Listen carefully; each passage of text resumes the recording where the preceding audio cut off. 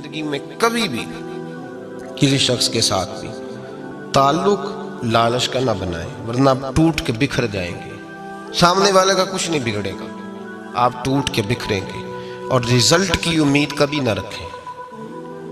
وفا ہوتی دو طرفہ ہے پر کرنی یک طرفہ چاہیے، یاد رکھ لیں۔ وفا ہوتی دو طرفہ ہے، کرنی یک طرفہ چاہیے۔ جو کہتا ہے نا سامنے والا کرے گا تو میں کروں گا، وہ بھی کچا ہے، وہ کمزور ہے، وہ ابھی پکا نہیں ہوا۔ وفا کرنی یک طرفہ چاہیے، تو کر، سامنے والا نہیں کرتا تو نہ کرے۔ تو اپنی طرف دیکھنا، سامنے والے کو چھوڑ، وہ نہیں کرتا تو نہ کرے، اس کا اپنا۔ حضرت امام احمد بن حنبل رحمت اللہ تعالی علیہ، یہ وفا کے عنوان میں بڑی اہم بات ہے اگر آپ کو سمجھ آئے تو۔ امام احمد بن حنبل رحمت اللہ تعالی علیہ جھیل کے کنارے، ندی کے کنارے وضو کر رہے تھے۔ ایک بچھو ساتھ ساتھ چل رہا تھا، وہ چلتے چلتے پانی میں گر گیا۔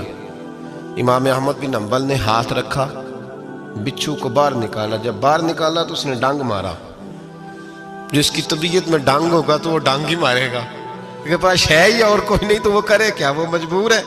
اس نے ڈانگ مارا، امام صاحب نے باہر رکھا۔ بھیگا ہوا بچھو آپ نے دیکھا ہو، جب ندی کنارے چلتا ہے تو پھر گر جاتا ہے۔ وہ پھر گرا تو امام صاحب نے پھر نکال کے باہر رکھا تو اس نے پھر ڈانگ مارا۔ پھر ساتھ ساتھ چلتے چلتے وہ گر گیا۔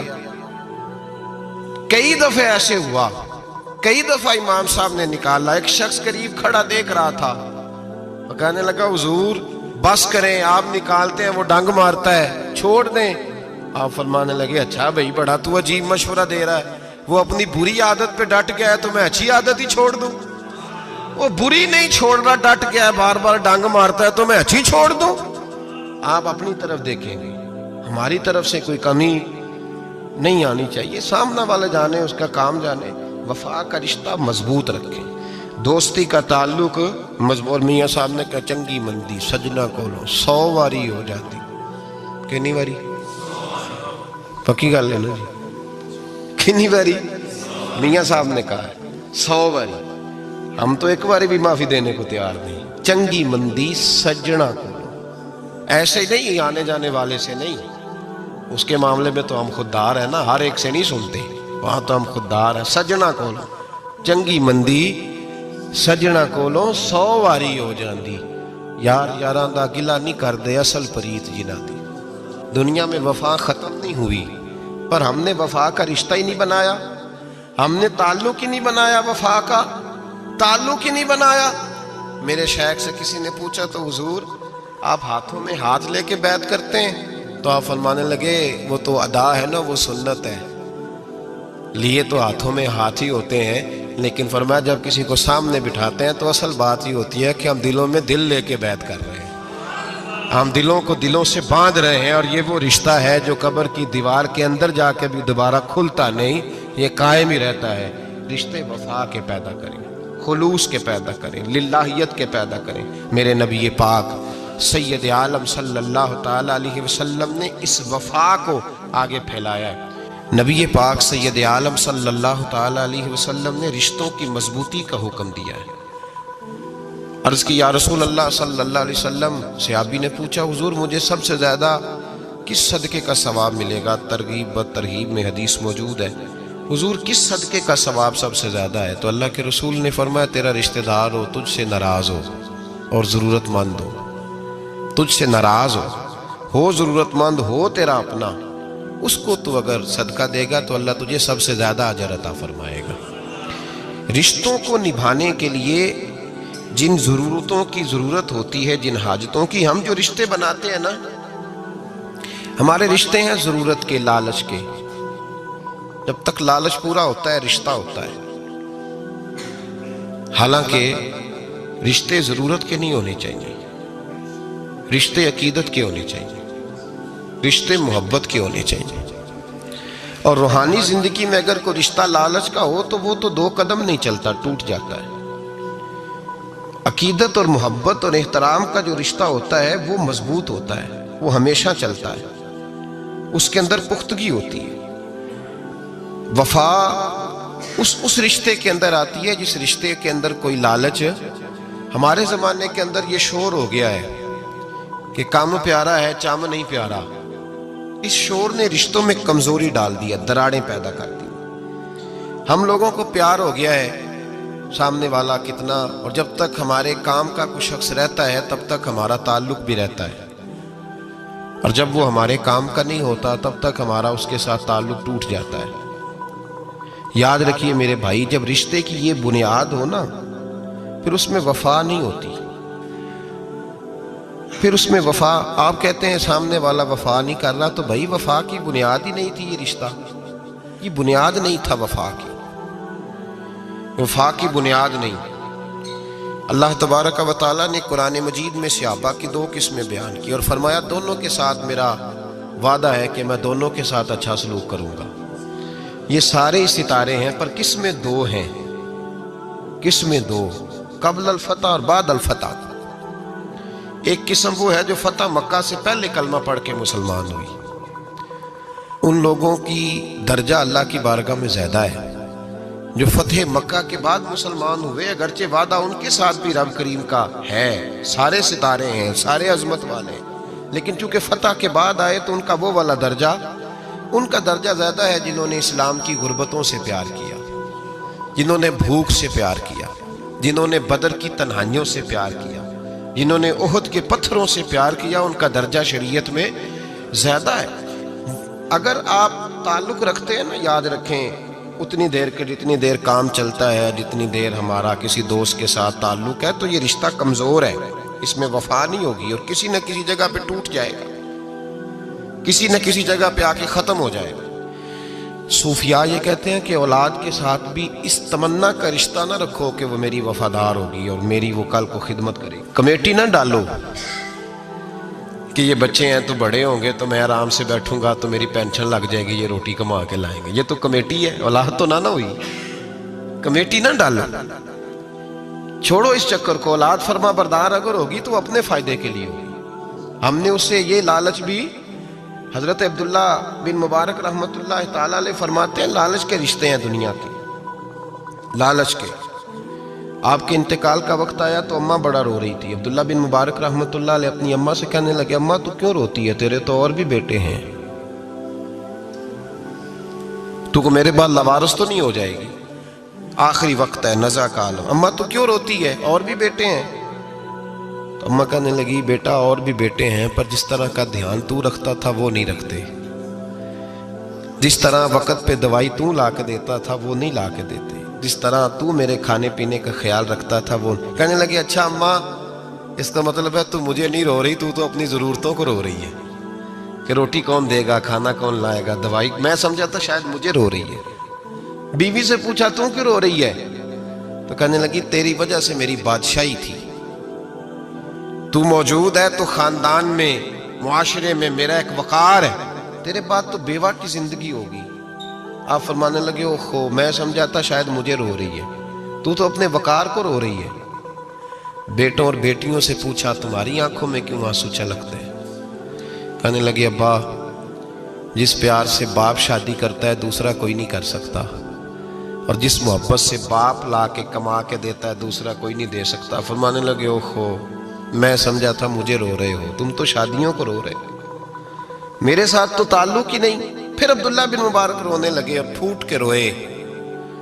کسی نے کہا آپ کیوں روتے ہیں؟ فرمایا آج سمجھ آئی ہے، میرے ساتھ اگر بے لوث رشتہ ہے تو یا خدا کا ہے یا محمد مصطفیٰ کا ہے صلی اللہ علیہ وسلم، آج سمجھ آئی ہے۔ وہ میں نے جن کے ساتھ تعلق مضبوط کیا ہی نہیں، کبھی فجر چھوڑی، کبھی زور چھوڑی، کبھی یہ رہ گیا، کبھی وہ رہ گیا، کبھی داڑھی کا پروگرام بنا، کبھی رہ گیا، جن کے ساتھ میں کمزور تھا وہ میرے ساتھ مضبوط تھے، اور جن کے ساتھ میں مضبوط تھا ان کا میرے ساتھ کیا حال تھا۔ یہ کمزوری ہے رشتوں میں، وفا نہیں۔ ہمیں تو بھائی کام پیارا ہے، چم نہیں، بالکل۔ بچے شکایت کرتے ہیں، کہتے ہیں ابا کماؤ پتر سے پیار کرنے لگا ہے، بچے شکوہ کرتے ہیں، کہتے ہیں جو آدمی جیب میں زیادہ پیسے ڈالتا ہے ابا جی کا پیارا ہے۔ باپ شکوہ کرنے لگے ہیں، کہتے ہیں میں مالدار ہوتا تو میرے بچے بھی فرما بردار ہوتے۔ رشتوں کو روح کا رشتہ بنائیں، وفا کا رشتہ بنائیں، وفا کا۔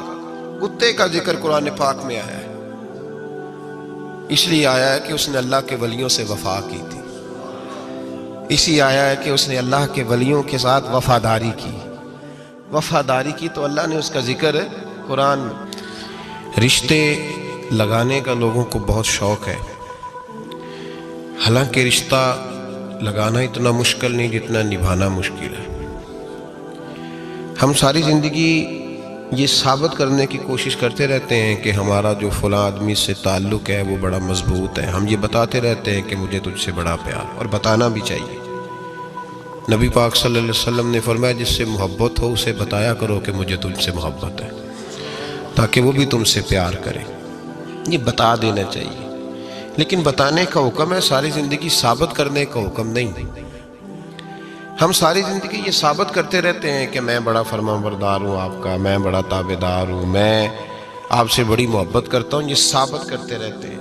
رشتے نبھانے سے بات بنتی ہے، ثابت کرنے سے بات نہیں بنتی۔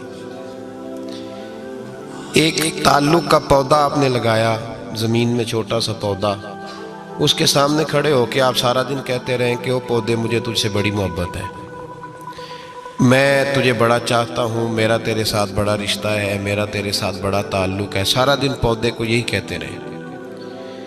او چھوٹے سے پودے، مجھے تجھ سے بڑا پیار ہے، میں رات بھی تجھے خواب میں دیکھ رہا تھا، کل بھی مجھے تو یاد آ رہا تھا، پرسوں بھی مجھے تو یاد آ رہا تھا، تو اس سے وہ پودا پروان نہیں چڑھے گا۔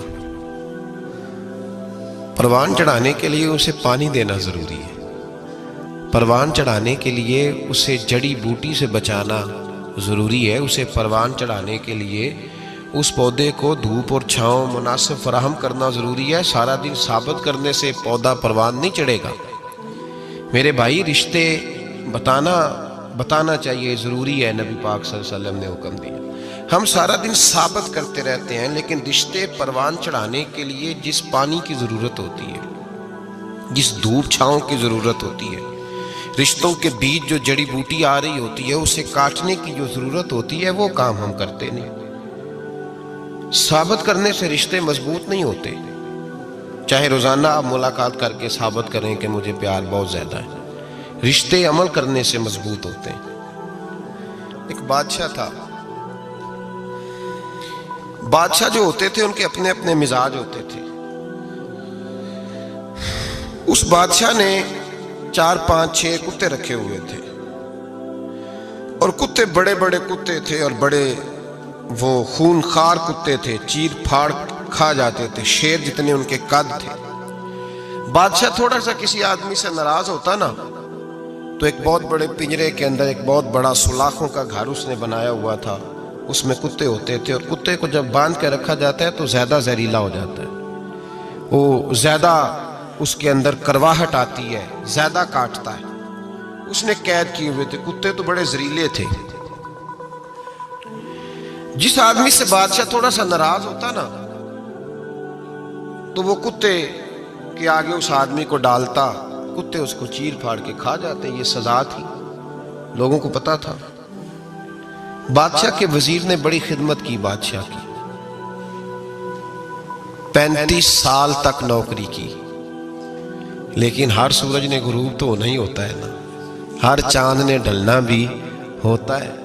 اب بوڑھا ہونے لگا، وہ جو مضبوط حافظہ تھا وہ کمزور ہونے لگا، ہلکی ہلکی غلطی۔ بادشاہ مزاج کا بادشاہ تھا، پر نہیں سمجھ میں آیا، تو میں نے کہا کہ لوگ کہتے ہیں ہمیں کام پیارا ہے، چم نہیں، تو رشتہ وفا کا تھا ہی نہیں۔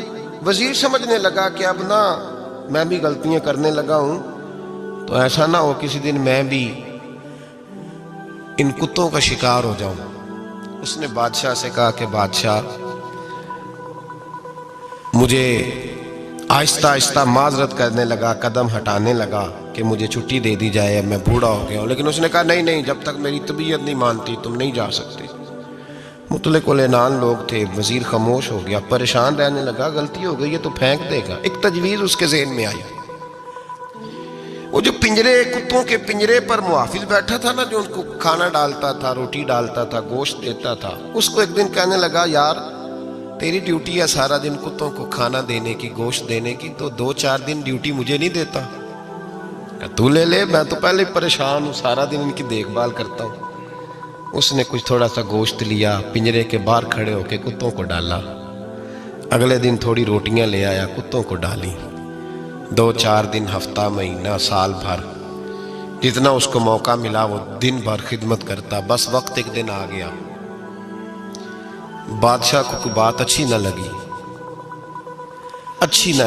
اس نے کہا اس بڈھے کو اٹھاؤ اور ڈالو کتوں کے پنجرے میں۔ ساری زندگی یہاں رہا، اسے ابھی تک نہیں پتا چلا میرے مزاج کا۔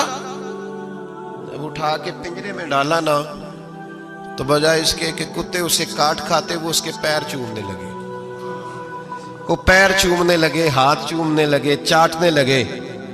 تو بادشاہ اب سامنے کھڑا تھا نظارہ دیکھنے کو کہ چیر پھاڑ کرتے تو خوش ہوا کرتا تھا، خونخوار درندے جیسی اس کی طبیعت ہو گئی۔ جب دیکھا وہ پیار کر رہے ہیں تو بادشاہ وزیر سے کہنے لگا یہ کیا ہے؟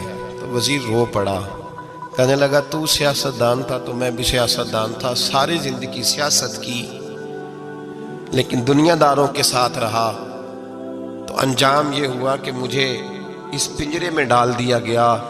دیکھ تو بہت بڑا سیانہ تھا اور میں بھی سمجھدار تھا، وزیر رہا، لیکن ہمارا روح کا رشتہ نہ بن سکا۔ ارے ہم سے تو یہ کتے ہی اچھے نکلے۔ تیری 40-35 سال خدمت کی تو تو نے کتوں کے آگے ڈال دیا، انہیں تو چند مہینے روٹی ڈالی ہے، میرے وفادار ہو گئے۔ چند مہینے روٹی، جنہ تنا وچ عشق نہ رچیا، کتے او نہ تھی چنگے۔ جنہ تنا وچ عشق نہ رچیا، کتے او نہ تھی چنگے۔ مالک دے کر راکھی کر دے، صابر بھوکے ننگے۔ اور بابا بلے شاہ صاحب فرماتے ہیں تو راتی جاگے تے شیخ صدا میں، راتی جاگ دے کتے تے تیتھوں اتے مالک دا در مول نہ چھڑ دے، پاویں مارو 100 جتے تے تیتھوں اتے رکھا سکھا کھا، دنے جار رکھاں وچ ستے، تیتھوں اتے ایک برکی دا قدر پچھانن، پاویں مالک ہون ستے۔ ایک برکی دا اوپر کھڑے ہو کے کام نہیں کرانا پڑتا کہ میں کھڑا رہوں گا تو کام صحیح ہوگا، جاؤں گا تو نہ۔ ایک برکی دا قدر پچھانن، پاویں مالک ہون ستے۔ پھر اپنے آپ کو مخاطب کیا، کہنے لگے اٹھ بلیا، چل یار منا لے نہیں تے بازی لے گئے نہیں کتے۔ اٹھ بلیا، چل یار منا لے نہیں تے بازی لے گئے نہیں، جلدی کر اٹھ جا، یہ تو آگے گزر گئے تجھ سے۔ او بھائی یاد رکھو، رشتہ وفا کا ہو تو قائم رہتا ہے اور بے وفائی کا ہو تو ٹوٹ جاتا ہے۔ مدینے کے محبوب سید عالم صلی اللہ علیہ وسلم نے مکہ فتح کیا، شور ہو گیا، اذا جاء نصر اللہ والفتح، فتح ہو گئی، انا فتحنا لک فتحا مبینا کے جلوے نظر آنے لگے۔ آج عرب کا نقشہ بدل گیا، حالات تبدیل ہو گئے، دنیا بدل گئی۔ محبوب پاک سید عالم صلی اللہ علیہ وسلم اس شان سے مکے میں داخل ہوئے کہ ہر کونے سے نبی پاک کے نام کے نعرے بلند ہونے لگے۔ ابھی 10 سال پہلے نبی پاک روتے ہوئے مکے سے نکلے تھے، 10 سال قبل روتے ہوئے گئے تھے اور 2 غلام حضور کے ساتھ تھے۔ آج اسی مکے میں حضور آئے ہیں تو لگتا ہے پہاڑ اور پتھر بھی میرے رسول کے نعرے لگا رہے ہیں۔ تو ایک عروج ہو گیا، حالات ایک نیا رخ اختیار کر گئے، اور مکہ مکرمہ کے اندر اللہ تبارک اب تو احاطہ بڑا ہو گیا ہے، مطاف بہت بڑا ہو گیا ہے، حرم شریف کی مسجد کو وسعت دے دی گئی ہے، لاکھوں لوگ آ سکتے۔ اس وقت جب 10,000 لوگ آئے نا تو سیرت نگار کہتے ہیں یوں لگا جیسے درختوں پہ بھی لوگ چڑھے ہوئے، پہاڑوں پہ بھی لوگ ہیں، اتنا مجمع تھا۔ کہاں 2-3 لوگ اور کہاں ہزاروں کا اجتماع۔ میرے نبی پاک صلی اللہ علیہ وسلم نے طواف کیا اونٹنی پہ بیٹھ کے کعبے کا، پھر میرے محبوب تشریف لائے اور حضور نے خانہ کعبہ کا دروازہ کھولا، پھر میرے نبی پاک نے بت توڑے، پھر میرے محبوب نے خانہ کعبہ کے دروازے میں کھڑے ہو کے خطبہ ارشاد فرمایا، پھر میرے رسول پاک صلی اللہ علیہ وسلم کے جلوے زمانے نے دیکھے۔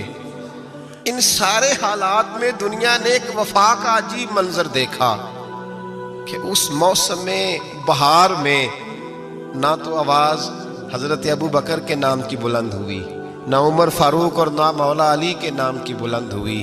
اس مجمع عام میں محبوب پاک کی آواز گونجی تو رب کریم کے حبیب نے فرمایا این بلال، میرا بلال کہاں ہے، میرا بلال کہاں ہے، اس کو بلاؤ نا، کدھر ہے بلال؟